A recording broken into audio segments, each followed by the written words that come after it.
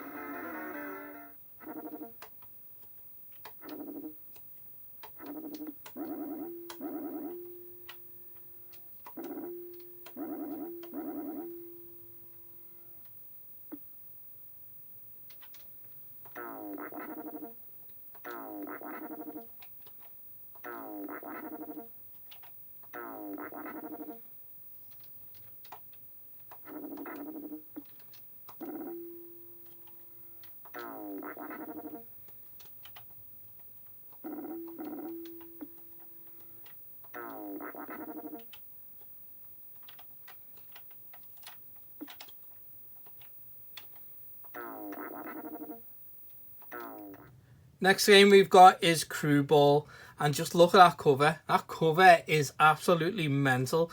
I love it. Just, it's so bright, colourful. What are we looking at here? What are we looking at? Features Motley Crue hits, Dr. Feelgood, Home Sweet Home, and Livewire. Now, I've been on a bit of a pinball mission lately. It all started off with the PC Engine and Devil Crush. It completely just put me into what a pinball game's like on the old 16-bit and 8-bit computers. So, I picked up this, and I can say I wasn't disappointed. The graphics look good. The music is brilliant as well. I need to put more time into it, I'd say. But I'm happy I picked it up.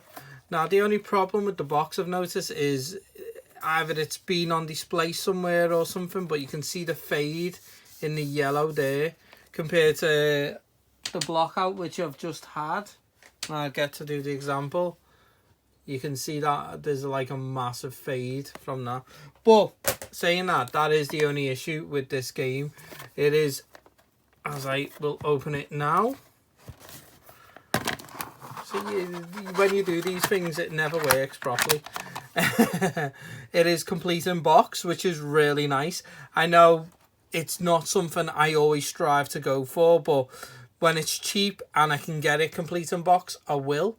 But if it's over the odds, I'm not going there. You know, the manuals are very nice, but as long as I've got the box in the game, that is really all that matters to me. So that is a very nice game, Crew Ball on the Sega Mega Drive.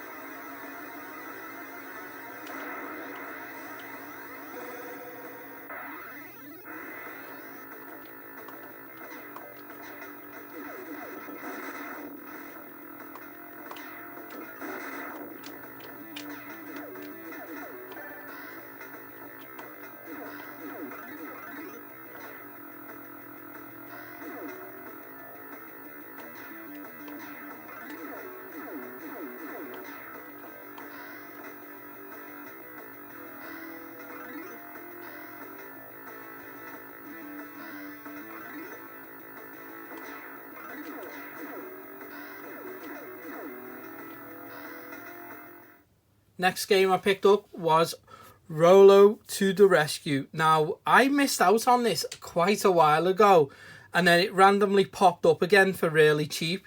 And I just was like, yep, it's a platformer. I'm definitely going to get it because I love me platformers on the Sega Mega Drive. And it's a very cutesy platformer. I mean, there's not really, from what I've played of it, a lot that you have to put into it. It is literally just you're an elephant, you can jump around, and you get keys to unlock other animals from these cages, from I think like Animal Control or something, or these guys. But it's got 60 levels on it. But what I will say, the levels are not massive. They're not massive sprawling levels. Some can be done literally in about 2 minutes. Now, what I want to say about these boxes is I don't really like the Electronic Arts Classic box. I prefer the original, but it was at a cheap price and I wanted the game, so that's why I kind of bought it, even though I'm kind of moaning about it.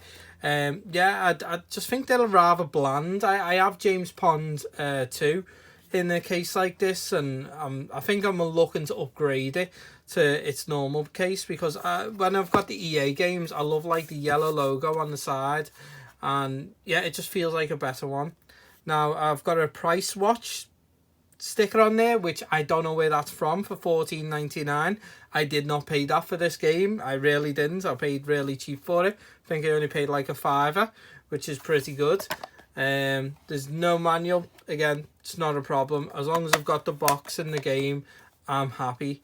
But yeah, that's Rollo to the Rescue on the Sega Mega Drive.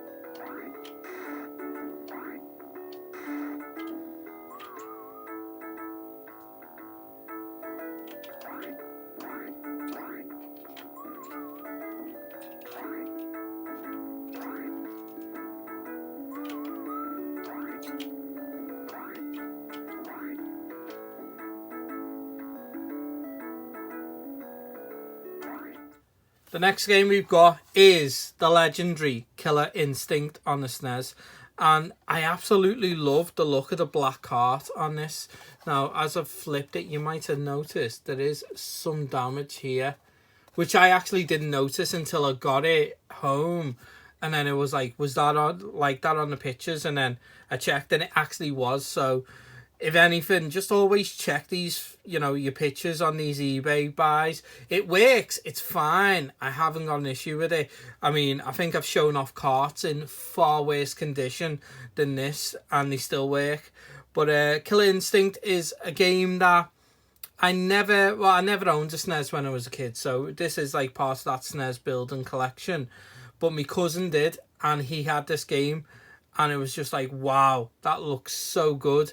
I think I had a go of it and I just got absolutely demolished, because with Killer Instinct, you need to learn them combos to, get the game done. Or be good at the game, should I say, because it is all about the combos. But I absolutely love, like, any these old 16-bit carts where they colour them differently. And this looks fantastic in the black. I feel like my SNES should be black to match it, so it looks all sleek and that. But that's so good. I probably would love to have had that in the box, because you can get the box with the soundtrack, and Killer Instinct has got, no pun intended, a killer soundtrack. So that is Killer Instinct on the SNES.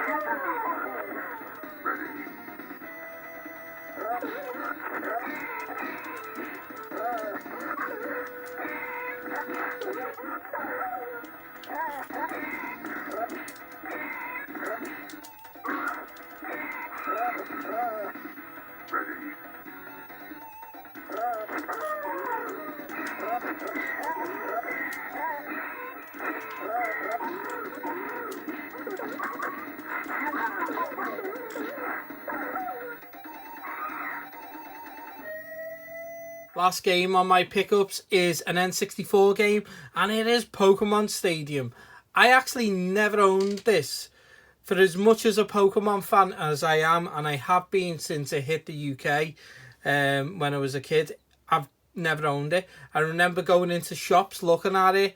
I think there was like a shop close to me, and he had it with the actual port that goes underneath, and you can transfer your Pokemon from the Game Boy into it. And I don't know why, I just never pulled the trigger. I think it was because Pokemon Stadium wasn't like Pokemon Red or Blue, and you didn't have like an adventure mode in a sense where you were going around capturing them. And that's what we really wanted back then, when we only had Red and Blue, and we seen this on the N64. We wanted an adventure where we were, in 3D, going around capturing Pokemon, basically like them games. And we only really got it in later years, and like obviously with the Switch version that we have now. But yeah, I'm glad I picked it up. I mean, I'm gonna get number 2 at some point as well. And it didn't disappoint me. There's a lot of good stuff in this game. The character models look great.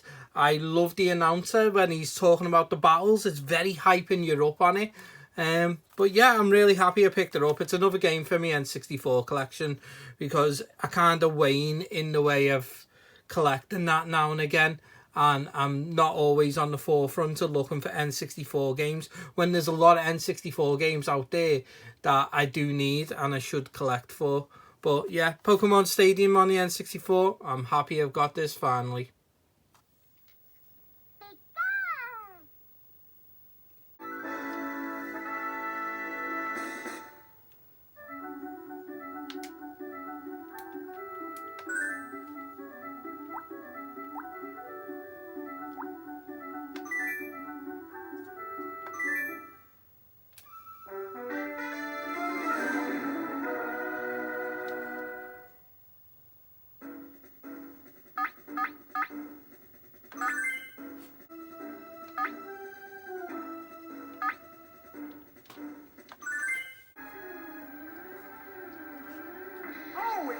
Pikachu. It's 2 Pokemon against 3 now. This battle is still up in the air. The commands are issued. What now? A decent hit.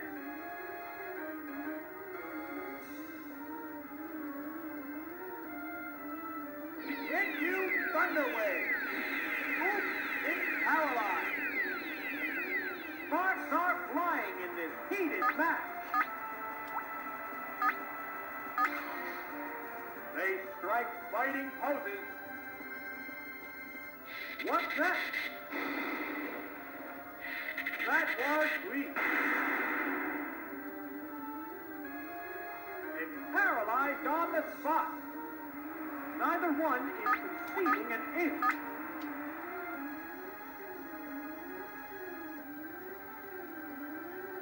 What'll it do? There, it's a hit.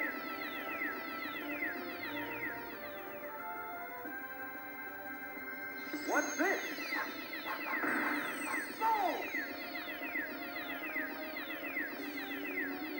The intense battle continues.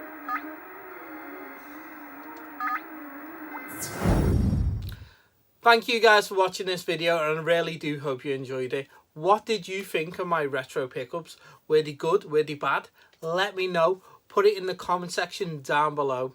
And as always guys, I will catch you next time.